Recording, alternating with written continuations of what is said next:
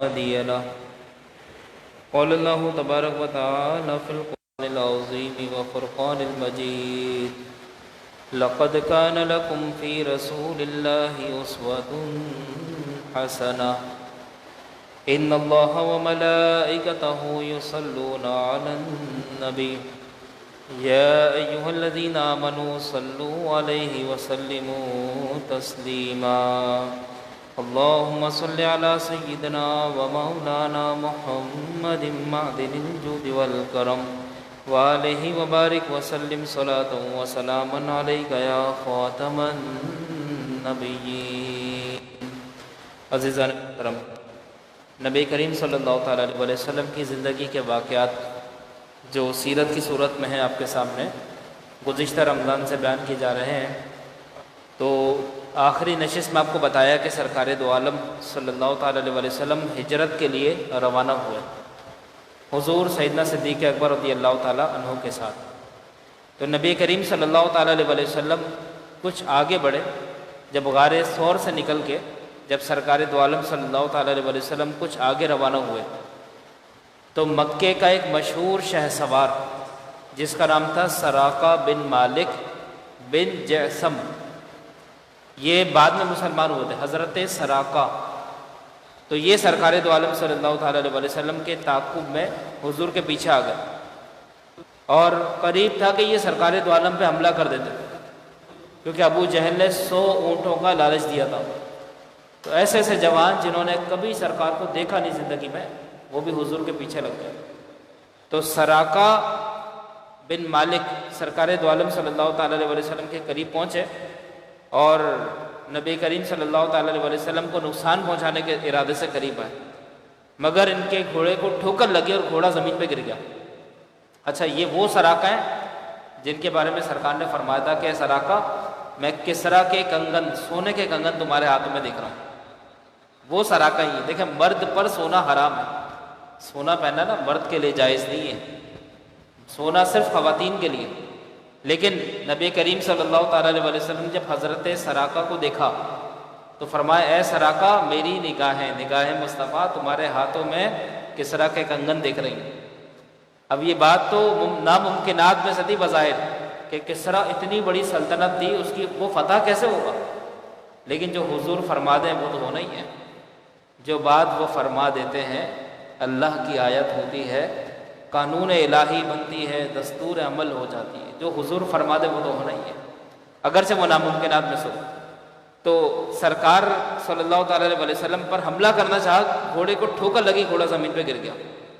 تو نبی کریم صلی اللہ تعالیٰ علیہ وسلم نے دعا فرمائی کہ زمین اس کے پاؤں کو پکڑ لے. تو زمین نے سراقہ کے پاؤں کو گرفت میں لے لیا. ابھی ایڑی چوٹی کا زور لگا رہے ہیں کہ کسی طریقے سے زمین سے پاؤں نکل آئیں، لیکن زمین بھی حکم مصطفیٰ کے تابع ہے. اب جب زمین نے پکڑا تو یہ زمین میں دھنستے جا رہے تھے. سرکار دو عالم صلی اللہ تعالیٰ علیہ وسلم سے امان مانگی: اے محمد، مجھے امان دیجئے، اب میں انشاءاللہ پہ حملہ نہیں کروں گا. تو حضور نے فرمایا: زمین اس کو چھوڑ دے. جیسے ہی حکم مصطفیٰ ملا زمین نے چھوڑ دیا. اب سرکار پھر آگے تشریف لے جانے لگے تو ان کے دل میں پھر یہ بات آئی کہ 100 اونٹ ہیں جس کا اعلان ہوا ہے، چلو موقع اچھا ہے، اب تو حضور آگے بڑھ کے دوبارہ حملہ کرو. ابھی دوبارہ حملہ کرنے کے ارادے سے آئے. جیسے ہی نظر مصطفیٰ ان پر پڑی حضور نے فرمایا: او زمین، اس کے پاؤں پکڑ لے. دوبارہ وہی معاملہ ہو گیا. زمین پھر حکم مصطفیٰ کے تابع ہو کر زمین نے ان کے پاؤں کو جکڑ لیا. اب یہ لاکھ کوشش کریں لیکن زمین چھوڑنے والی نہیں تھی اور زمین ان کو دھنسائے جا رہی ہے اپنے اندر. اس کے بعد یہ دوبارہ رونا شروع ہوا. کہا کہ اے محمد، اب آخری دفعہ، اب انشاءاللہ اب ایسا نہیں ہوگا، اب آپ مجھے دوبارہ مان دیتے. تو سرکار کو رحم آیا. حضور کا دل تو رحمت الہی کا سمندر ہے. تو حضور نے فرمایا: زمین جا، چھوڑ دے، اب یہ مجھ سے امان مانگتا ہے، چھوڑ دے. تو دوبارہ زمین نے ان کو چھوڑ دیا. اب اللہ کے نبی پھر آگے بڑھے. دیکھیں، شیطان بہت بری فطرت والا ہے. تو شیطان ان کے دل میں پھر لالچ ڈالا اور کہنے لگا کہ 100 اونٹ ہیں، ایک بار اور قسمت آزما لے. اب سرکار آگے جا رہے ہیں، دوبارہ انہوں نے پلٹ کے حملہ کرنا چاہا. سرکار نے ب دوبارہ حکم دیا کہ زمین اس کو دھنسا دے، اس کو پکڑ لے. دوبارہ زمین نے پکڑ لیا. اب یہ دھنستے جا رہے ہیں. اب یہ سوچ بھی رہے ہیں کہ اب دوبارہ امان کس منہ سے مانگوں. لیکن بہرحال یہ کہنے لگے کہ اے محمد اب میرا پکا وعدہ ہے، اب انشاءاللہ اب میں یہ کوشش نہیں کروں گا، آخری دفعہ مجھے معاف کر دیں، مجھے اپنی امان میں لے لیں۔ اور باقاعدہ انہوں نے پھر نبی کریم صلی اللہ تعالیٰ علیہ وسلم سے گریہ گزاری کی، اور اللہ کے نبی نے تیسری مرتبہ بھی، یہ دیکھیں رحمت مصطفیٰ، ہم تو ایک بار معاف کر دیں، دوسری دفعہ کوئی معافی مانگے تو ہم کہتے ہیں معافی کے قابل نہیں ہے، اس کی تو عادت ہی ایسی ہے، معاف کون کر، ہم کبھی بھی معاف نہیں کرتے۔ لیکن میرے نبی کی شان دیکھیں، تیسری مرتبہ وہی شخص جو آنکھوں کے سامنے حملہ کر رہا ہے، حضور نے تیسرا موقع بھی اس کو دیا، حضور نے کہا زمین اسے چھوڑ دے، زمین نے پھر چھوڑ دیا۔ اس کے بعد یہ حضور کے پاس آئے اور انہوں نے ایک تحریر لکھ کے دی، اور جس میں کہا کہ میری طرف سے آپ کو امن ہے، اب انشاءاللہ میں آپ پہ حملہ نہیں کروں گا۔ تو نبی کریم صلی اللہ تعالیٰ علیہ وسلم یہ حضرت عامر بن فہیرہ نے سراقہ کے لیے امن کی تحریر دی، کہا سرکار اب اسے چھوڑ دیں، ابھی حملہ نہیں کرے گا۔ تو یہ واپس لوٹ گئے، اور نبی کریم صلی اللہ تعالیٰ علیہ وسلم جب فتح مکہ کی صورت میں مکے آئے تو اس کے بعد یہ حضور پر ایمان لائے، لیکن ان کے دل میں ایمان اسی دن بیٹھ گیا تھا، ایمان کا اظہار انہوں نے فتح مکہ کے موقع پہ کیا۔ اب نبی کریم صلی اللہ تعالیٰ علیہ وسلم اور آگے بڑھے تو مدینے کے قریب جب پہنچے تو بریدہ اسلمی جو قبیلہ بنی سہم کے 70 سواروں کو لے کر لالچ میں سرکار دو عالم صلی اللہ علیہ وسلم کی گرفتاری کے لیے آیا، کیونکہ 100 اونٹوں کا لالچ تھا، تو بریدہ اسلمی جو ہے 70 سواروں کے ساتھ سرکار کو گرفتار کرنے کے لیے آیا۔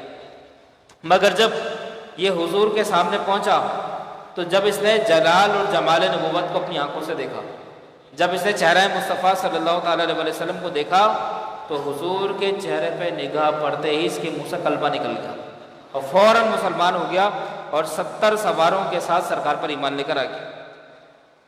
کہنے لگا یا رسول اللہ، میری تمنا یہ ہے کہ مدینے میں حضور کا داخلہ ایک جھنڈے کے ساتھ ہو، آپ ایسے نہ جائیں، آپ ایک دوسرے شہر میں جا رہے ہیں، آپ کی تو شان یہ کہ آپ ایک جھنڈے کے ساتھ مدینے میں داخل۔ تو انہوں نے کیا کرا کہ اپنا نیزہ نکالا اور سر پہ امامہ بندھا ہوا تھا، وہ امامہ کھول دیا اور امامہ جو ہے وہ جھنڈے پہ تلوار پہ لپیٹ دیا۔ پھر دریافت کیا کہ یا رسول اللہ صلی اللہ علیہ وسلم، آپ مدینے میں کہاں اتریں گے؟ تو نبی کریم نے فرمایا کہ میری اونٹنی جس جگہ پہ رکے گی وہاں میں اتر جاؤں گا۔ فرمایا کہ اس کا اختیار میری اونٹنی سے معمور ہے، یہ جہاں بیٹھ جائے وہیں میرا قیام ہے۔ اس کے بعد نبی کریم صلی اللہ تعالیٰ علیہ وسلم اور آگے بڑھے تو اس سفر میں حسن اتفاق سے حضرت زبیر بن عوام، یہ سرکار کی پھوپھی حضرت صفیہ کے شہزادے تھے، یعنی گویا کہ سرکار دو عالم کے قضا نہیں ہے حضرت زبیر بن عوام، اور ان سے سرکار کا دوسرا بھی رشتہ ہے، یہ سرکار کے ہمزلف ہیں، جسے ہم اپنی زبان میں ساڑو کہتے ہیں، یہ سرکار کے ہمزلف ہیں، کیونکہ سرکار کا نکاح صدیق اکبر کی شہزادی اما عائشہ صدیقہ سے ہوا، اور اما عائشہ صدیقہ کی جو بڑی بہن تھی اسماء بنت ابو بکر، تو اسماء بنت ابو بکر کا نکاح ان سے ہوا تھا، تو یہ سرکار کے ہمزلف ہیں۔ تو یہ ملک شام سے تجارت کا سامان لے کر آ رہے تھے، تو انہوں نے حضور صلی اللہ علیہ وسلم اور حضرت ابو بکر کی خدمت میں چند نفیس کپڑے بطور نذرانہ پیش کیے، اور نبی کریم صلی اللہ تعالیٰ علیہ وسلم نے بڑی محبت کے ساتھ اسے قبول فرمایا۔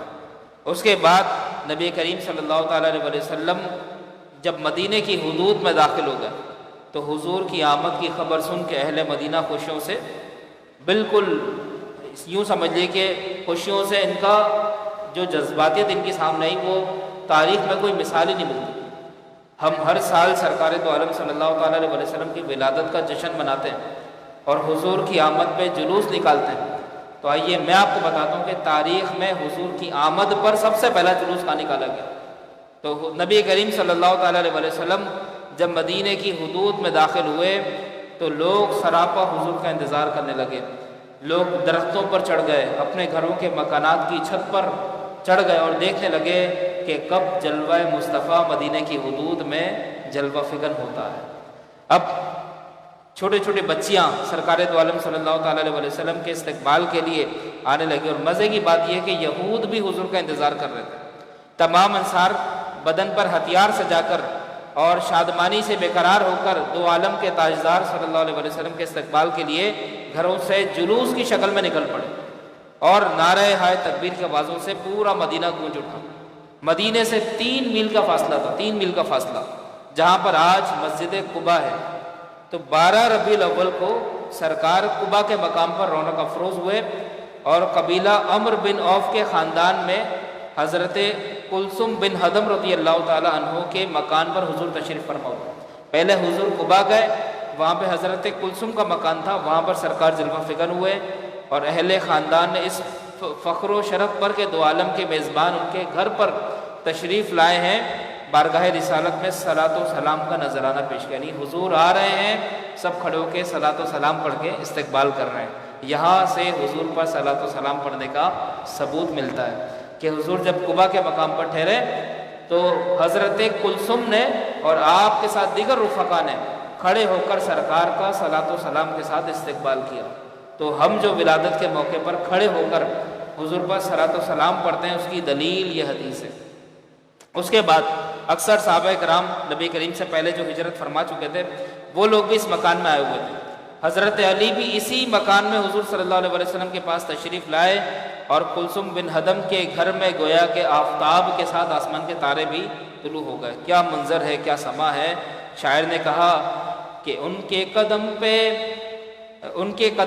میں نثار جن کے قدوم ناز دیں، ان کے قدم پہ میں نثار جن کے قدوم ناز نے،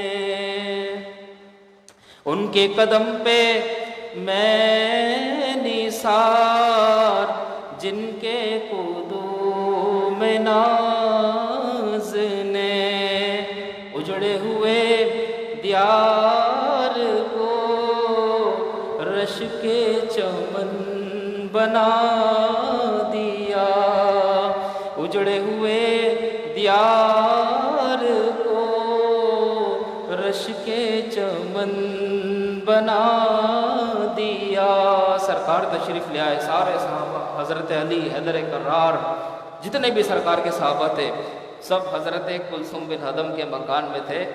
گویا کہ گھر میں آسمان کے ستاروں کے ساتھ آفتاب بھی طلوع ہو گیا، اور سب طرف درود و سلام کے نذرانے تھے۔ کیا شان ہے، کیا مکان۔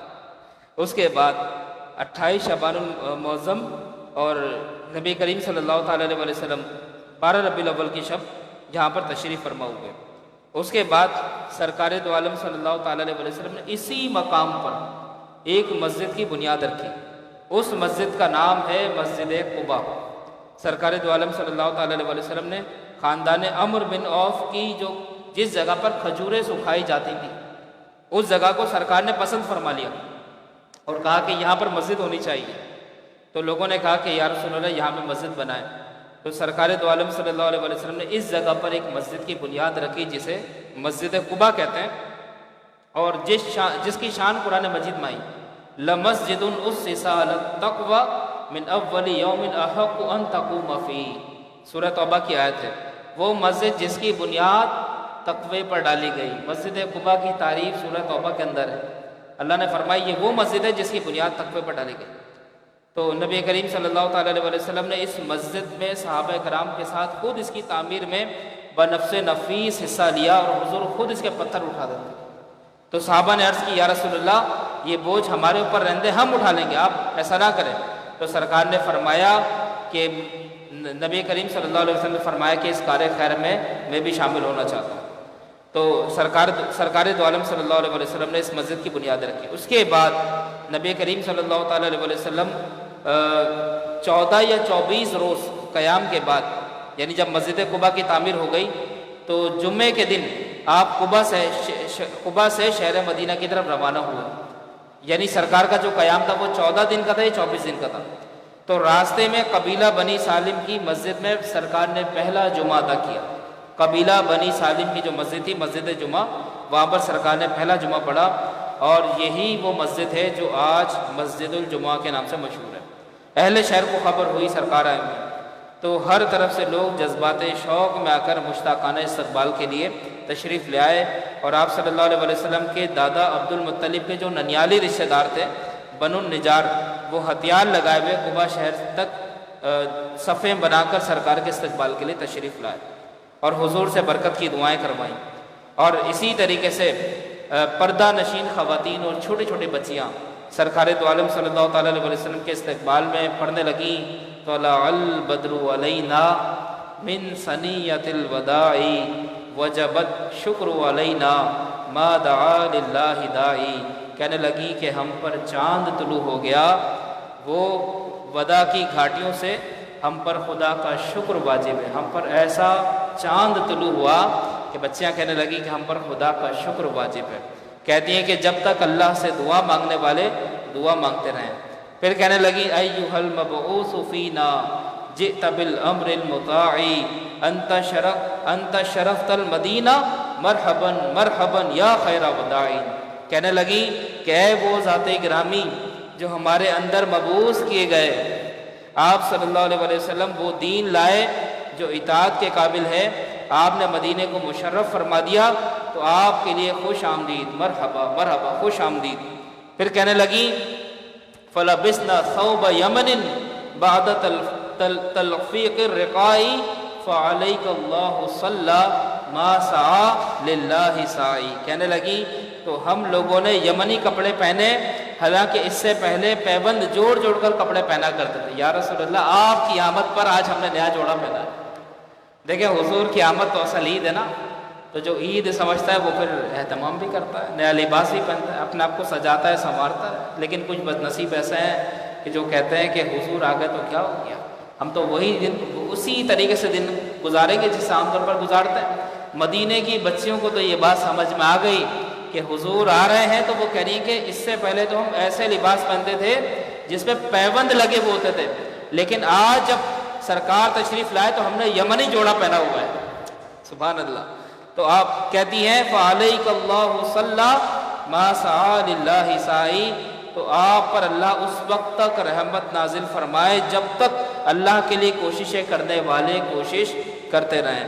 مدینے کی ننھی ننھی بچیاں مسرت انداز میں جھوم جھوم کر کہنے لگی نحنو جوار من بنی نجاری یا حبذا محمد من جاری۔ کہنے لگی ہم خاندان بنو نجار کی بچیاں ہیں، واہ کیا ہی خوب ہوا کہ حضور ہمارے پڑوسی ہو گئے، حضور ہمارے پڑوس میں تشریف لے آئے، کیا خوب ہوا۔ نبی کریم صلی اللہ تعالیٰ علیہ وسلم نے جب یہ کلام ان بچیوں سے سنا تو حضور اتنا خوش ہوئے کہ حضور ان بچیوں کے پاس تشریف لے گئے اور کہنے لگے کہ اے مدینے کی بچیوں یہ بتاؤ کیا تم مجھ سے محبت کرتی ہو؟ سرکار نے پوچھا پر مسرت انداز میں، کیا تم مجھ سے محبت کرتی ہو؟ تو وہ کہنے لگی جی ہاں ہم آپ سے محبت کرتے ہیں۔ یہ سن کر حضور خوش ہوئے اور فرمایا ہوا کہ میں محمد بھی تم سے پیار کرتا ہوں، میں بھی تم سے محبت کرتا ہوں۔ چھوٹے چھوٹے بچے، لڑکے، غلام جھنڈ کے جھنڈ جلوس کی شکل میں خوشی کے مارے مدینے کی گلیوں میں سرکار دو عالم صلی اللہ علیہ وسلم کی آمد کے نعرے لگاتے اور دوڑتے پھرتے۔ صحابی رسول برا بن عازب فرماتے ہیں کہ جو فرحت اور سرور اور انوار و تجلیات حضور رحمت کونین صلی اللہ علیہ وسلم کے مدینے میں تشریف لانے کے دن ظاہر ہوئے، نہ اس سے پہلے کبھی ظاہر ہوئے نہ اس کے بعد کبھی ظاہر ہو سکتے ہیں۔ یعنی مدینے میں اتنا خوشی کا سما تھا جس کی کوئی حد اور کوئی انتہا نہیں۔ اب نبی کریم صلی اللہ علیہ وسلم جب مدینہ آ گئے تو اب اس بات کی فکر تھی صحابہ کو کہ حضور ٹھہریں گے کہاں پر۔ تو تمام قبائل انصار جو راستے میں تھے وہ انتہائی جوش و مسرت کے ساتھ اونٹنی کی مہار تھام کر عرض کرنے لگے یا رسول اللہ ہمارے گھر تشریف لائیں۔ جتنے بھی انصار کے جو ان کی جو خاص لوگ تھے وہ کہنے لگے یا رسول اللہ ہمارے گھر حاضر ہے، آپ شرف عطا فرمائیں۔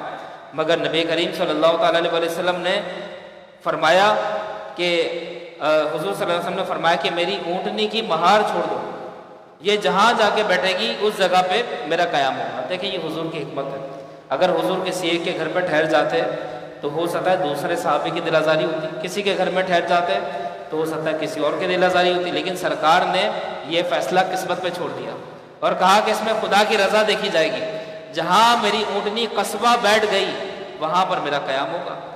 تو نبی کریم صلی اللہ علیہ وسلم کی اونٹنی کی مہار کو چھوڑ دیا گیا۔ اب وہ اونٹنی مدینے کی گلیوں میں چکر لگاتی اور سارے صحابہ مشتاق ہو کر دیکھنا شروع ہو گئے۔ جس کے گھر کے سامنے اونٹنی گزرے وہ دل میں یہ دعائیں مانگ رہا ہے کاش اونٹنی یہیں پر بیٹھ جائے، لیکن وہ اونٹنی نہیں بیٹھی۔ تو جیسے ہی وہ اونٹنی حضرت ابو ایوب انصاری کے مکان کے پاس پہنچی وہاں پر وہ فوراً بیٹھ گئی۔ تو صحابہ نے فوراً سرکار کا سامان اٹھایا اور حضرت ابو ایوب انصاری کے گھر پہ لے گئے۔ اچھا حضرت ابو ایوب انصاری رضی اللہ تعالیٰ عنہ جو تھے یہ مہمان نواز صحابی تھے، یہ میزبان رسول ہیں۔ تو انہوں نے دونوں وقت کا کھانا سرکار کے لیے مقرر کیا اور ان کا جو مکان تھا نا یہ ایک منزلہ تھا، یعنی گراؤنڈ فلور اور ایک اوپر کی منزل تھی۔ تو انہوں نے نبی کریم صلی اللہ تعالیٰ علیہ وسلم کی سہولت کے لیے انہوں نے کہا یا رسول اللہ نیچے کا پورشن پورا آپ کا ہے، آپ اس پورشن پہ رہ لیں اور جو ضرورت ہو ہم حاضر ہیں. اور یہ اپنی فیملی کے ساتھ اوپر والی پہلی منزل پر شفٹ ہو گئے. اب اس کے بعد کیا ہوا؟ اچھا انہوں نے سوچا یہ کہ حضور کو آنے جانے میں آسانی ہوگی، اب سیڑھیاں چڑھ کے اوپر جائیں گے پھر نیچے تشریف لائیں گے تو سرکار کے لیے تکلیف دہ عمل نہ ہو، تو انہوں نے نیچے کا جو پورشن تھا وہ حضور کے لیے خالی کر دیا اور خود اپنی زوجہ محترمہ کے ساتھ اوپر کے مکان میں یعنی اوپر کا جو فلور تھا اس میں رہنا شروع ہو گیا. لیکن اب ہوتا یہ تھا کہ ابھی اوپر تو شفٹ ہو گئے لیکن بعد میں صحابہ کا ادب دیکھیں، اوپر شفٹ ہو گئے لیکن اب ان کے پاؤں کانپتے تھے کہ ہم جس منزل پر ہیں اس کے نیچے تو سرکار ہے، ہم کس طرح اوپر کی منزل پہ تشریف فرمائے، یہ کیسے ہو سکتا ہے کہ ہم اوپر ہوں، ہمارے قدم اوپر ہوں، سرکار کا گھر نیچے ہو، ایسا تو ہو ہی نہیں سکتا. یہاں تک کہ پوری رات یہ بے چین رہے جی، جو رات جس رات سرکار رکے تھے اس رات یہ اور ان کی زوجہ بہت بے چین رہے اور یہ کہنے لگے کہ ہمیں کسی طرح بھی چین اور قرار نہیں آیا کہ سرکار نیچے تشریف فرمائے اور ہم اوپر تشریف فرمائے. تو اس کے بعد صبح کے وقت نبی کریم صلی اللہ تعالیٰ علیہ وسلم کے سامنے انہوں نے سارا ماجرا رکھا تو حضور نے ان کو تسلی عطا فرمائی اور حضور نے ان کے ادب پر داد تحسین پیش فرمائی. یہ تھا صحابہ کرام کا ادب. اس کے بعد حضرت عبداللہ بن سلام رضی اللہ تعالیٰ عنہ جو یہود کے بہت بڑے عالم تھے مدینے میں، وہ مسلمان ہوئے. یہ سلسلہ چلتا رہا. اب حضور کے اہل و عیال ابھی مدینہ نہیں آئے، یہ تو سارے مکے میں تھے. تو سرکار دو عالم صلی اللہ علیہ وسلم نے حضرت زید بن حارثہ اور حضرت ابو رافع رضی اللہ تعالیٰ عنہما کو 500 درہم دیے اور 2 اونٹ دے کر مکے بھیجا تاکہ دونوں صاحبان اپنے ساتھ حضور صلی اللہ علیہ وسلم کے اہل و عیال کو مدینے میں لائیں. یہ دونوں حضرات جا کر حضور صلی اللہ علیہ وسلم کی دونوں صاحبزادیوں حضرت فاطمہ اور حضرت ام کلثوم رضی اللہ تعالیٰ عنہما اور آپ کی زوجہ محترمہ حضرت سودا رضی اللہ تعالیٰ عنہ کو اور اسامہ بن زید اور ام ایمن کو مدینے لے کر آ گئے. آپ صلی اللہ علیہ وسلم کی صاحبزادی حضرت زینب نہ آ سکی کیونکہ ان کے شوہر ابو العاص بن ربی نے ان کو مکے میں روک لیا تھا. سرکار کی سب سے بڑی جو بیٹی تھی زینب، ان کے شوہر نے ان کو مکے میں روک لیا، وہ نہ آ سکی. حضور کی ایک صاحبزادی حضرت رقیہ اپنے شوہر عثمان غنی کے ساتھ حبشے میں تھی، یعنی مدینے کی ہجرت میں عثمان غنی نہیں تھے، یہ ابھی بھی حبشے میں تھے. اب انہی لوگوں کے ساتھ حضرت ابو بکر صدیق کے فرزند عبداللہ اپنے سب گھر والوں کو لے کر مکے سے مدینے آئے اور اماں عائشہ صدیقہ رضی اللہ تعالی عنہا بھی مدینے میں تشریف لائیں. اس کے بعد جب اماں عائشہ صدیقہ مدینے میں تشریف لائیں تو سرکار کی یہ جو زوجہ ہے اماں عائشہ صدیقہ، ان کی رخصتی باقاعدہ مدینے میں ہوئی. اب آخری واقعہ مسجد نبوی کی تعمیر. اب دیکھیں حضور مدینے میں آ گئے تو اللہ کے نبی جہاں گئے وہاں پہ مسجد کی بنیاد رکھی. اب مدینے کی سرزمین پر مسجد کی ضرورت تھی تو کوئی ایسی جگہ نہیں تھی جہاں پر مسلمان با جماعت نماز ادا کر سکے. تو نبی کریم صلی اللہ تعالیٰ علیہ وسلم کی قیام گاہ کے قریب بنو النجار کا ایک باغ تھا. سرکار کو وہ باغ بڑا پسند آیا تو سرکار نے فرمایا کہ میں اس باغ کی قیمت دے کر اسے خریدنا چاہتا ہوں. تو لوگوں نے کہا یا رسول اللہ قیمت دینے کی ضرورت نہیں، مفت میں حاضر ہے، بس آپ اشارہ فرمائے پوری زمین آپ کی. تو سرکار نے فرمایا نہیں، مفت میں مسجد کی تعمیر، لوگوں نے مفت میں تعمیر کی پیشکش کی تو سرکار نے منع فرمایا. پھر جب معلوم کیا کہ یہ زمین ہے کس کی تو پتہ لگا کہ مدینے کے 2 یتیم بچے ہیں جن کی یہ زمین ہے. تو ان یتیم بچوں کو اللہ کے نبی نے بلایا اور ان کو اس باغ کی قیمت دینا چاہیے. اچھا اس باغ میں زمین تھی، چند کھجوروں کے درخت تھے، کچھ کانٹے دار جھاڑیاں تھیں اور کچھ مشرکین کی قبریں تھیں. تو سرکار نے ان یتیم بچوں کو بلایا اور ان کو قیمت دینا چاہیے، لیکن مدینے کے بچوں کا ادب دیکھیں. کہا یا رسول اللہ ہمیں قیمت نہیں بلکہ آپ چاہیے، آپ کے لیے زمین مفت میں حاضر ہے، آپ بس اشارہ فرمائے ہم آپ سے قیمت نہیں لیں گے. تو ان بچوں نے منع فرمایا لیکن حضور صلی اللہ علیہ وسلم نے اس کو پسند نہیں فرمایا. حضور چاہتے تھے قیمت دیں، اسی لیے صدیق اکبر رضی اللہ تعالیٰ عنہ کے مال سے آپ نے اس کی قیمت ادا فرما دی، یعنی ان بچوں کو باقاعدہ سرکار نے قیمت دی.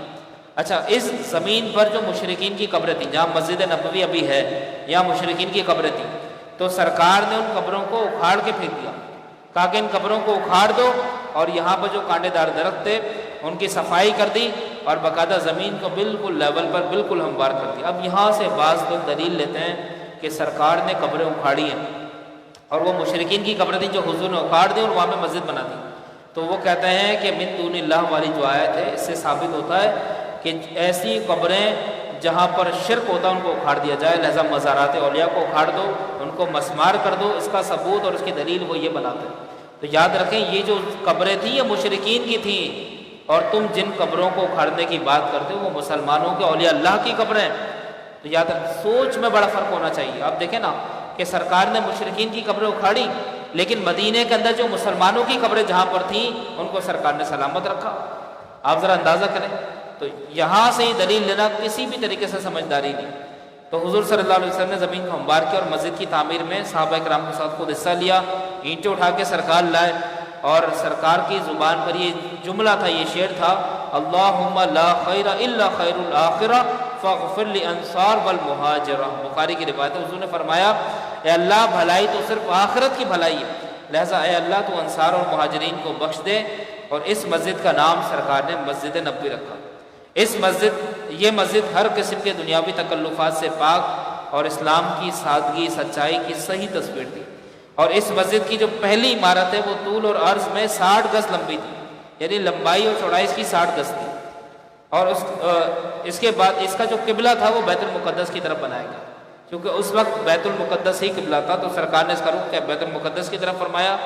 مگر جب قبلہ بدل گیا تو مسجد کے شمال جانب ایک نیا دروازہ قائم کیا گیا، اور اس کے بعد مختلف زمانوں میں مسجد نبوی کی تجدید اور توسیع ہوتی رہی۔ مسجد نبوی کے ایک کنارے پر ایک چبوترا تھا جس پر کھجور کی پتیوں سے چھت بنا دی گئی تھی۔ اس چبوترے کا نام تھا صفہ، جو صحابہ کرام کے لیے علم حاصل کرنے کا سب سے پہلا مرکز تھا۔ تو یہ مسجد نبوی تک میں نے آپ کے سامنے بیان کیا ہے انشاءاللہ۔ باقی کل انشاءاللہ جنگ بدر کے جو حالات ہیں وہ بیان کیے جائیں گے۔ کل جنگ بدر کے حالات آ رہے ہیں، اور اتفاق کی بات ہے، یہ جو بیان شروع ہوا ہے نا، تو کل جنگ بدر یعنی اصحاب بدر کا عرس ہے، اور اتفاق سے سیرت جو ہم بیان کرتے آ رہے ہیں کل جنگ بدر کے موضوع آ رہے ہیں۔ یہ حسن اتفاق ہے کہ سیرت کے واقعات میں کل جو واقعہ آ رہا ہے وہ جنگ بدر کا آ رہا ہے۔ تو بہرحال اللہ تعالی ہمیں عمل کی توفیق عطا فرمائے۔